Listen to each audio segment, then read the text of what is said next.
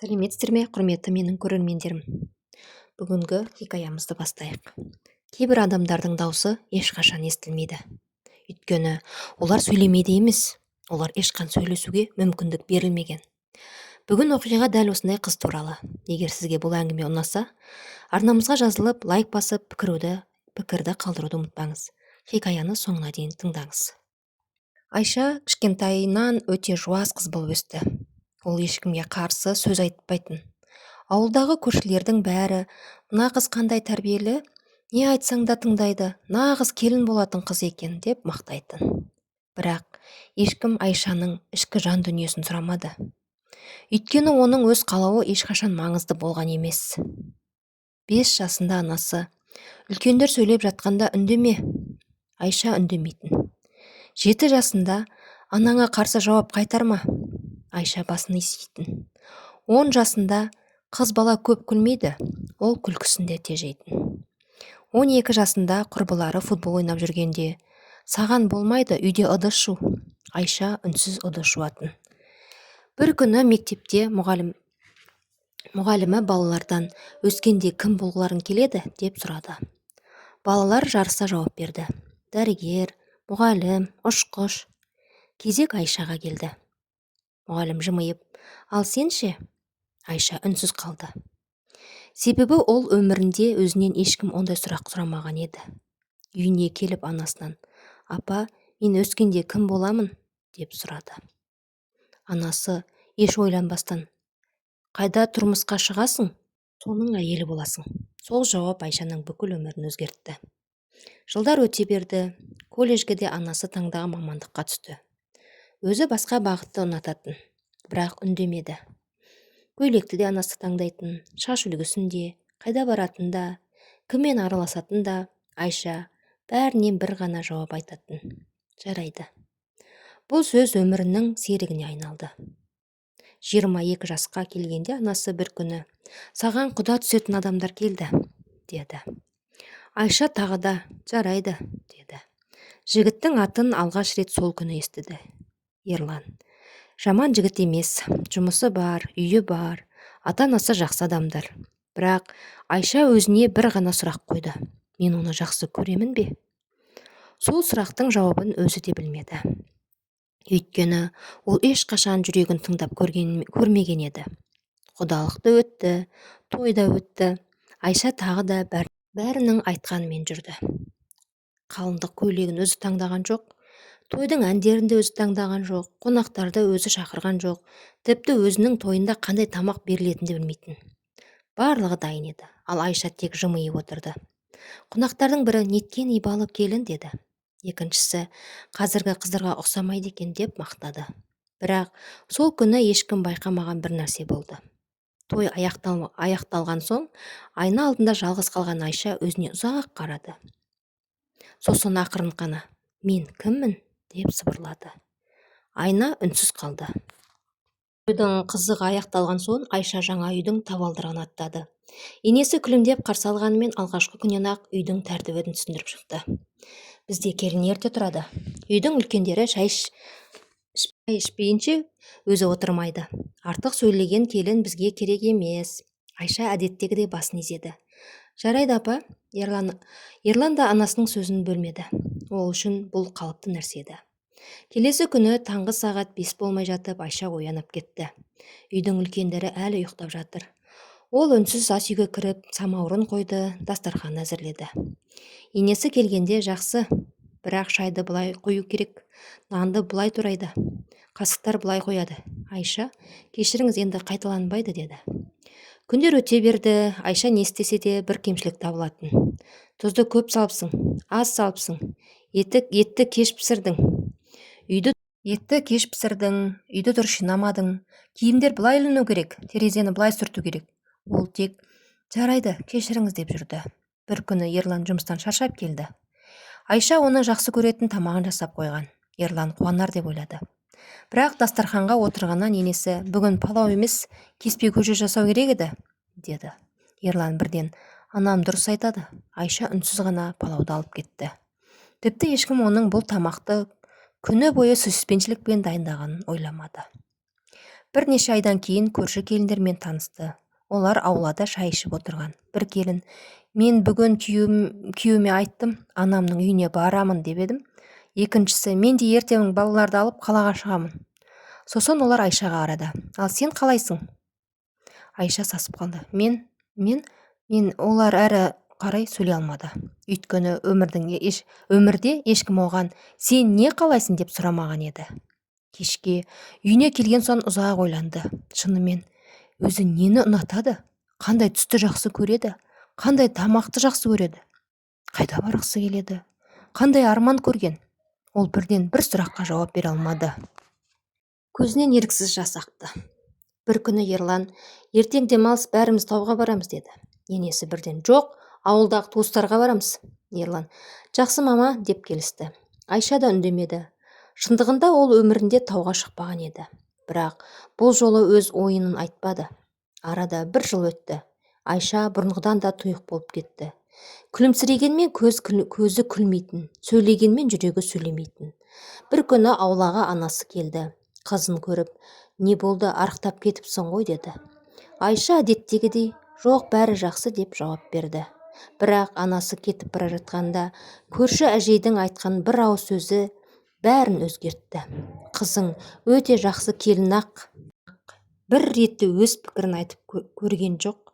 Кейде адамның үндемегені ол бақыт емес, қызым. Сол сөзді есіктің арт жағында естіп қалды. Сол түні ол алғаш рет өзіне: мен шынымен бақыттымын ба, әлде тек бәріне ұнауға тырысып жүрмін бе деген сұрақ қойды. Осы сұрақ оның өмірін түбегейлі өзгертетінін ол әлі білмейтін. Таңертеңгі шай, үйдегілердің бәрі дастархан басына жиналды. Енесі әдеттегенше бүгінгі жұмысты бөліп отыр. Ерлан, сен әкеңмен бірге базарға барасың. Айжан, сен балаларды қарайсың.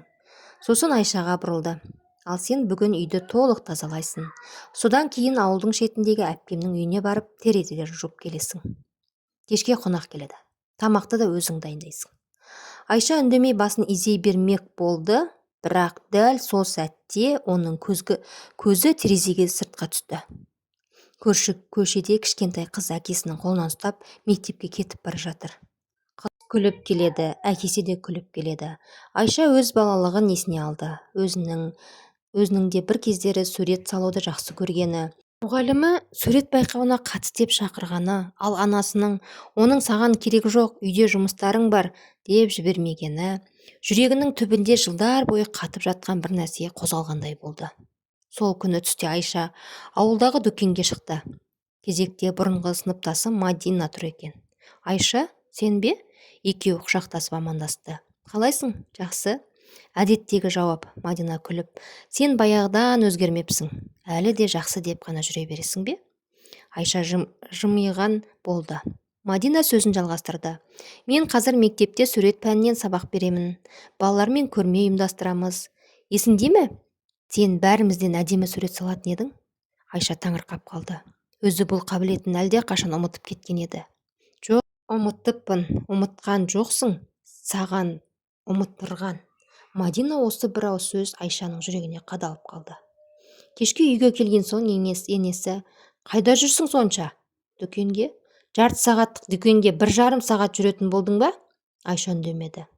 Ертең әпкемнің үйіне ерте барасың. Барлық терезесін жуып бересің. Айша терең дем алды. Жүрегі дүрсілдеп тұр, қолдары дірілдеп кетті. Ол өмірінде алғаш рет өз ойын айтуға бел буды. Дауысы әрең шықты: апа. Енесі таңырқап қарады. Не? Айша жұтынды. Мен ертең бара алмаймын. Үй іші тып-тыныш болып қалды. Енесі естігенде сенбей: не дедің? Бара алмаймын. Неге? Шаршадым. Бұл сөзді Айша өмірінде бір рет айтты. Енесі орнынан атып тұрды. Шаршадым дейді? Біз шаршамаймыз ба? Қазіргі келіндердің бәрі сондай. Ерлан үндемей отырды. Ерлан, мына әйелді бірдеңе айт.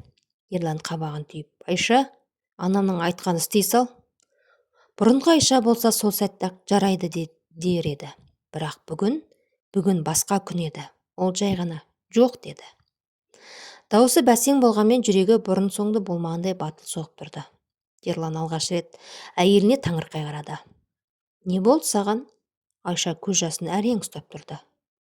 Мен жаман келін болғым келмейді, бірақ мен де адамын. Менің де шаршайтын кезім болады. Менің де демалғым келеді. Менің де өз ойым бар. Соңғы сөздерді айтқанда даусы дірілдеп кетті. Менің де өз ойым бар. Үйдегілер үнсіз қалды. Олар осы үйге түскелі Айшаның аузынан мұндай сөзді бірінші рет естіп тұр еді. Ал енесінің жүзінен ашу кетпеді. Ол үстелді бір ұрып, егер осы үйдің тәртібі ұнамаса, өз үйіңе кете бер деді. Бұл сөзден кейін Айша үнсіз бөлмесіне кіріп кетті. Төсекке отырып, көз жасына ерік берді. Бірақ бұл жолы ол әлсіздігінен емес, өмірінде алғаш рет өзін қорғауға тырысқаны үшін жылады. Түн, үйдің бәрі ұйықтап қалған, тек Айшаның көзі ұйқыға кірмеді. Терезе алдында үнсіз отыр, енесінің ұнамаса өз үйіңе кете бер деген сөзі қайта-қайта құлағында жаңғырып тұр. Ол жыламауға тырысты, бірақ көз жасы өзінен өзі төгіле берді. Сол сәтте Ерлан бөлмеге кірді. Екеуінің арасында ауыр үнсіздік орнады. Бірнеше минуттан кейін Ерлан ғана: «Сен бүгін мүлдем басқа адам сияқты болдың». Айша төмен қараған күйі: «Жоқ, мен бүгін өзім болуға тырыстым». Ерлан түсінбей қалды. «Не айтып тұрсың?» Айша терең дем алды. «Ерлан, сен менің не жақсы көретінімді білесің бе?» Ерлан үндемеді. «Қандай түтін ататынымды, қандай тамақты жақсы көретінімді, неден қорқатынымды, қандай арманым болғанын». Ерлан бірде-бір сұрақ жауап бере алмады. Өйткені ол бұл туралы ешқашан ойланбаған еді. Айша жымиғандай болды. Бірақ жымиыс мұңға толы еді. «Сен білмейсің, өйткені мен өзім де ешқашан айтқан емеспін». Айша баяу сөйлей бастады. «Кішкентай кезімде суретші болғым келген. Бірақ анам одан пайда жоқ деді. Дәрігер болғым келді. Қыз балаға қиын деді. Достарыммен серуендегім келді. Үйде отыр деді. Университетке басқа мамандыққа түскім келді. Біз шештік деді». Саған тұрмысқа шыққанда ол Ерланға қарап: «Мені біреу қалайсың деп емес, келісесің бе деп сұрағанды жоқ». Ерланның жүрегі шым ете қалды. Ол алғаш рет әйелінің өмірінде өз таңдауын жасамағанын түсінді. Таңертең енесі ашулы еді. «Кешке айтқанымды ұмытпадың ба?» Егер осы үйдің тәртібі ұнамаса, Айша сөзін бөліп жіберді. Дауысы сабырлы еді. «Ұмытқан жоқпын, апа. Бірақ мен де бұл үйдің бір мүшесімін. Мен қызметші болып келген жоқпын». Енесі ашуланып: «Не дедің?» Айша бұл жолы көзін тайдырмады. «Мен сіздерді сыйлаймын, бірақ өзімді сыйлағым келеді». Үй іші қайтадан тынышталып қалды. Сол күні түсте Айша үйден шығып кетті. Ешкімге ештеңе демеді. Енесі ашуланып: «Көрдің бе? Мінезі шығыпты». Бірақ Ерлан үндемеді. Ол әйелінің артынан қарап тұра берді. Айша ауылдың шетіндегі ескі мектепке келді. Сол мектепте оқыған. Дәлізбен жүріп келе жатып, қабырғада суреттерді көрді. Балалардың салған суретте. Кенет мектеп директоры шығып қалды. «Айша, сен бе?» Олар амандасты. Директор күліп: «Бізге сурет үйірмесіне жетекші керек болып жатыр. Балаларға көмектесетін адам таппай жатырмыз. Есіме бірден сен түстің». Айша таңырқап қалды. «Мен бе? Иә, сен талант дедің. Әлі кеш емес». Бұл сөздерді естіген Айшаның көзінен тағы да жас шықты. Бірақ бұл жолы ол мұңнан емес, үміттің жасы еді. Кешке үйге оралғанда Ерлан есік алдында күтіп тұрған. Ол жай ғана: «Қайда барып келдің?» «Мектепке». «Неге?» Айша алғаш рет күлімсіреп: «Өзімді іздеп» деді. Ерлан бұл жауаптың мағынасын бірден түсінбеді. Бірақ әйелінің жүзінен бұрын-соңды көрмеген бір өзгерісті байқады. Көп жылдардан бері алғаш рет Айшаның көзінде қорқыныш емес, үміт пайда болған еді. Мектептен келген күннен бастап Айшаның көңіл күйі өзгерді. Жылдар бойы еңкейіп жүрген иығы тіктелегендей болды. Ол кешкі асты дайындап жүріп, еріксіз күлімсірейтін. Мұны енесі байқап қалды. «Не болып жүр саған?» «Ештеңе». «Жоқ, бірдеңе бар». Айша үндемеді. Өйткені ол қуанышын айтып үлгермей жатып, оны жоққа шығаратынын сезетін.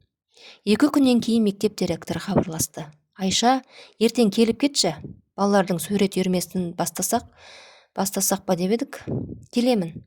Телефонды қойған сәтте Айшаның жүрегі ерекше қуанышқа толды. Ол бұл жаңалықты кешке дастархан басында айтуды шешті. Кешкі ас. Үйдің бәрі жиналған. Айша батылдық жинап: апа, сіздерге айтар бір жаңалығым бар. Енесі: айта ғой, мектеп шақыртып жатыр, балаларға сурет үйірмесін жүргізсем дейді. Үстел басындағы тыныштық енесінің даусы бұзды: саған не жетпей жүр? Айша таңырқап қалды. Бұл жұмыс емес, аптасына бірнеше күн.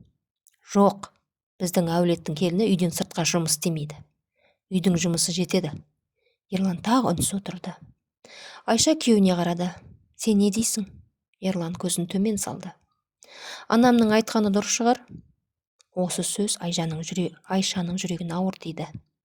Бірақ бұл жолы ол жыламады, керісінше өте сабырлы сөйледі. Ерлан, мен сенен анаңа қарсы шығуыңды сұрап тұрған жоқпын. Тек мені тыңдауыңды сұрап тұрмын. Бір рет болса да әйеліңнің сөзін тыңдашы.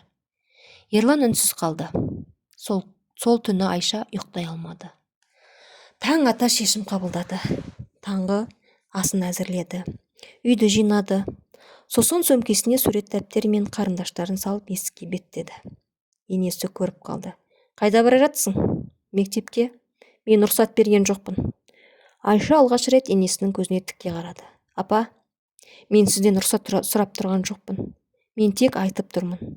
Енесі ашудан дірілдеп кетті. Ерлан, әйеліңді тоқтат. Ерлан есік алдында тұрды. Бір жағында анасы, бір жағында өмір бойы үндемей келген әйелі. Бұл оның өміріндегі ең қиын сәт еді. Анасы айқайлады. Егер осы есіктен шықса, қайтып бұл үйге кірмесін. Үй іші тып-тыныш болып қалды. Айша көзінен жас шықса да, бұл жолы артына бұрылмады. Ол есікті жай ғана ашты. Дәл сол кезде артынан Ерланның даусы естілді. Айша. Ол тоқтады. Күте тұр. Айшаның жүрегі зу ете қалды. Ерлан баяу келіп оның қасына тұрды. Сосын анасына қарап: анашым, мен сізді қатты сыйлаймын, бірақ әйелімнің арманы үшін ұялатын ештеңе жоқ. Мен өмір бойы оның не қалайтын сұрамаппын. Енді сұраймын. Егер ол балаларға сурет салуды үйреткісі келсе, мен қолдаймын. Енесі есеңгіреп қалды. Өйткені ұлы өмірінде алғаш рет өз шешімін айтып тұр еді. Айша жасын тыя алмады. Бірақ бұл жолы оның жанындағы оны түсінуге тырысқан адам тұрды. Екеуі үнсіз мектепке қарай бірге жүріп кетті. Ал үйдің табалдырығында қалған енесі олардың ұзап бара жатқанын үнсіз қарап тұрды. Мектепте өткен алғаш күн Айша үшін ұмытылмас болды. Сыныпқа 15 шақты балалар жиналды. Олардың бірі: апай, мен сурет сала алмаймын. Айша күлімсіреп: мен де кезінде солай ойлағанмын. Бірақ әр адам ішінде бір талант жасырынып жатады. Ең бастысы өзіңе сену. Осы сөзді айтқанда өзі де ойланып қалды. Мен мұны балаларға айтып тұрмын, ал өзім қанша жыл өзіме сенбей өмір сүрдім. Бір ай өте шықты. Балалар Айшаны жақсы көріп кетті. Ата-аналар да риза еді. Ал ауылда басқа әңгіме жүріп жатты. Ерланның әйелі үйде отырмайтын бопты. Қазір бәрі сондай болып барады. Енесінің тыңдамайды екен. Бұл сөздердің бәрі енесінің құлағына жетіп отырды. Ол сыртқа шыққан сайын біреудің сөзін қысылатын. Ішінен бәріне осы келін себеп деп ойлайтын. Бір күні аудандық сурет байқауы өтті. Айшаның үйірмесін 3 бала қатысты. Нәтижесі шыққанда бірі бірінші орын, бірі екінші орын, бірі үшінші орын алды. Мектеп ұжымы мәз болды. Балалардың ата-анасы Айшаға алғысын жаудырды. Рахмет апай, балам өзіне сенуді үйренді. Бұрын суретке қызықпайтын еді. Айша көз жасын әрең ұстап тұрды. Бұл оның өміріндегі алғашқы жеңіс еді. Сол күні кешке үйге қуанып келе жатқан. Бірақ есік алдында жедел жәрдем көлігі тұр екен. Жүрегі зу ете қалды. Үйге жүгіріп кірсе, енесі диванда жатыр. Қан қысымы көтеріліп, жағдайы нашарлап кеткен. Дәрігер: уайымдамаңыздар, уақытында жеткіздіңіздер, бірақ енді оған қатты күйзелуге болмайды деді. Сол түні бәрі ұйықтап қалған кезде Айша енесінің қасына отырды. Енесі көзін ашып: сен әлі кетпедің бе? деп әлсіз күлді. Айша оның қолынан ұстап: қайда кетемін апа? Сіз ауырып жатқанда мен қалай кетемін? Енесі көзіне жас келді. Біраз үнсіз жатты. Сосын ақырын ғана: Айша, мен саған бір рет рахмет демеппін. Айша үндемеді. Сен осы үй үшін көп еңбек еттің. Мен соны байқамадым. Тек мініңді іздей бердім. Бөлме іші үнсіз қалды. Сосын енесі дірілдеп дауыспен кешірші деді. Айша сене алмады. Өмірінде бірінші рет енесі одан кешірім сұрап тұр еді. Ол орнынан тұрып енесін құшақтап алды. Екеуі де үнсіз жылады.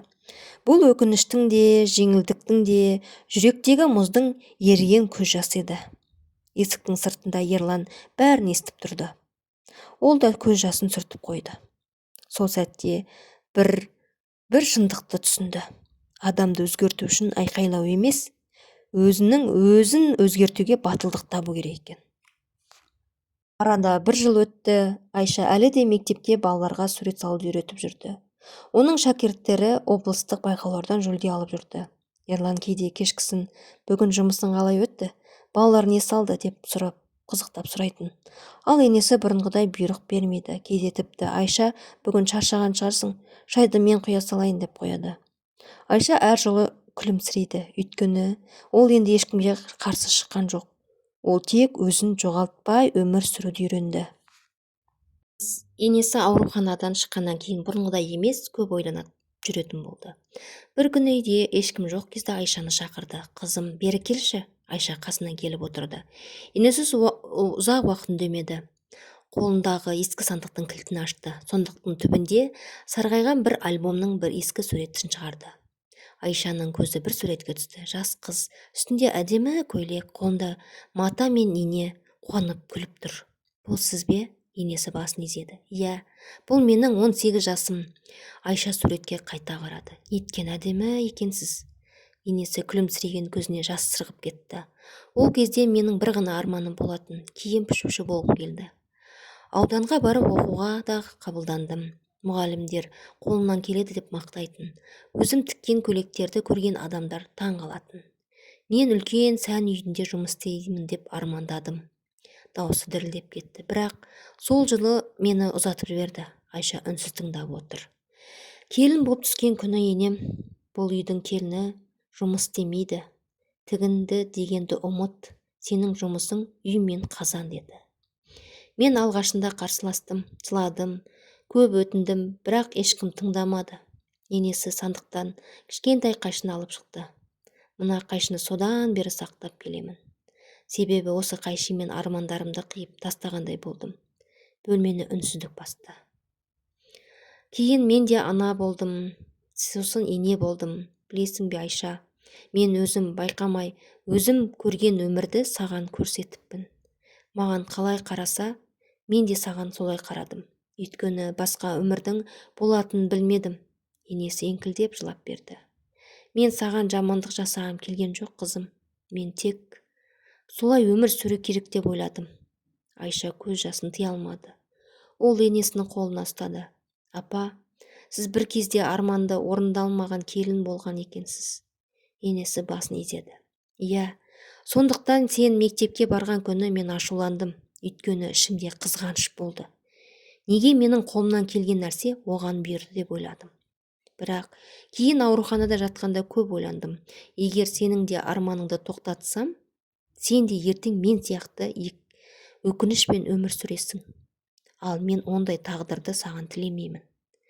Ал сондықтан ескі қайшыны алып Айшаның қолына ұстатты. Мә, менің орындалмаған арманымның белгісі.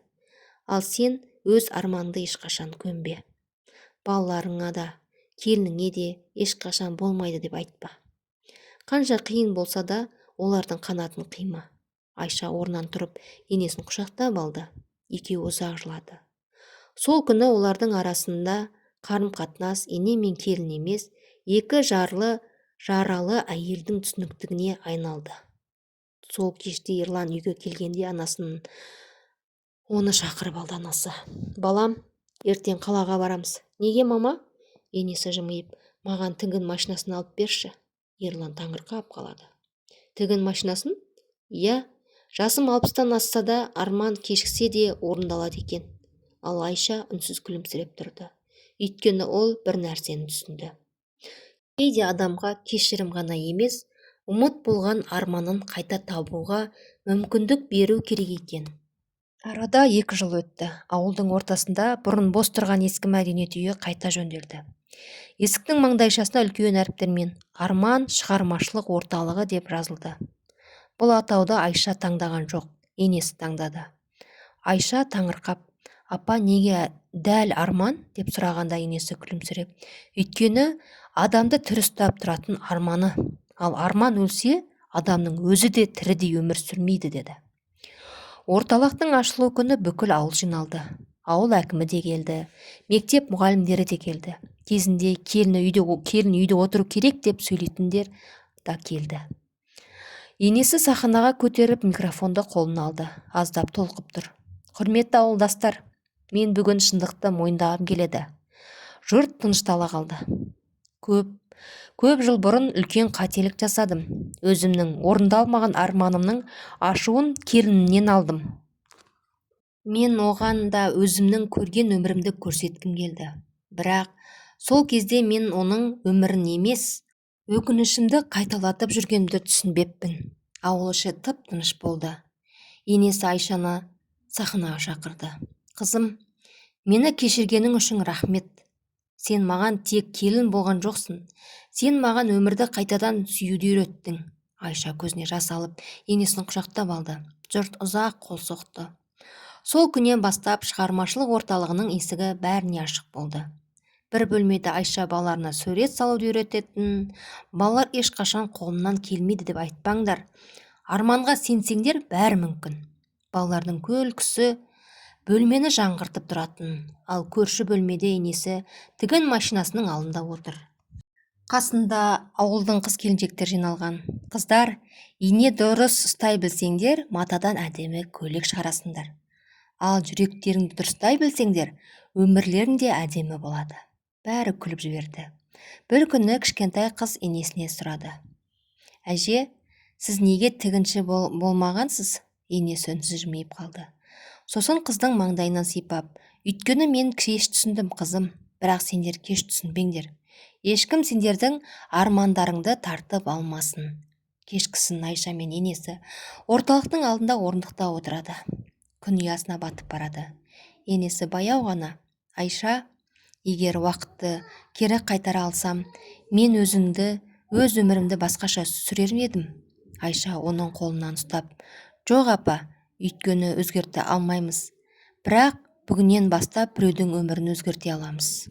Енесі күлімсіреді: «Иә, біз өзіміздің емес, басқа балалардың арманын қорғап жүрміз». Сол сәтте орталықтың ішінен балалардың күлкісі естілді. Бір жақтан тігін машинасының сылдыры шықты, екінші жақтан түрлі бояулардың иісі аңқып тұрды. Екі түрлі арман бір шаңырақтың астына тоғысты. Бір кезде орындалмай қалған арман, бір дер кезінде қорғалған арман болды. Өмірдің ең үлкен сабағы балаларыңызға не қалдырғандарыңыз емес, олардың арманына қанат бітіре алғаныңыз. Бұл оқиға қандай ой түйдіңіз? Сіз балаңыздың немесе келініңіздің арманына қолдау көрсетесіз бе? Әлде біз көргенді сен де көр деп көзқараспен келісесіз бе? Пікіріңізді міндетті түрде жазыңыз. Мүмкін сіздің бір ауыз сөзіңіз біреуге өз арманынан бас тартпауға себеп болар. Оқиғамыз осы жерден аяқталды. Егер бұл әңгіме жүрегіңізге жетіп, сізге ойландырса, арнамызға жазылып, бейнеге лайк басуды ұмытпаңыз. Пікірге өз ойыңызды жазыңыз. Сіз үшін бұл оқиға қандай сабақ алдыңыз? Айшаның орнында болсаңыз не істер едіңіз? Ал енесіне кеште болса, өз қатесін түсінгені туралы не ойлайсыз? Сіздің әрбір пікіріңіз біз үшін өте маңызды. Біз барлығын оқып, келесі оқиғаларымызды сіздердің ұсыныстарыңызға сүйене отырып дайындаймыз. Келесі әсерлі хикаяда аман-есен жүздескенше өзіңізді және жақындарыңызды бағалаңыз. Ешқашан арманыңыздан бас тартпаңыз. Өйткені адамды алға жетелейтін үміт пен арман. Сау болыңыздар, амандықта жүздескенше. Әр шаңырақта сыйластық пен түсіністік орнасын. Ешбір ана өз арманын жерлемесін. Ешбір келін өз ойын айтуға қорықпасын. Ол да әрбір отбасы бір-бірін тыңдап, қолдап өмір сүрсін. Алла тағала әр үйге береке, әр жүрекке мейірім, әр отбасына татулық пен тыныштық нәсіп етсін. Балаларымыздың арманы асқақ болып, қанаты ешқашан қайырылмасын. өмірлеріңіз қуанышқа, үйлеріңіз шат күлкіге, жүректеріңіз үмітке толы болсын. Келесі әсерлі оқиғаларда аман есен қауышқанша.